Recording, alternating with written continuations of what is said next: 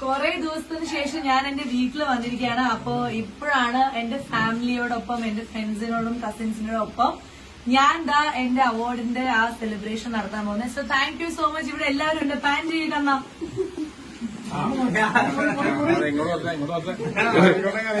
എന്റെ അമ്മായിമാർ, അമ്മാവന്മാർ, അനിയന്മാർ, ചേട്ടന്മാർ, ചേച്ചിമാർ എല്ലാവരും ഉണ്ട്. സോ എല്ലാവർക്കും താങ്ക് യു.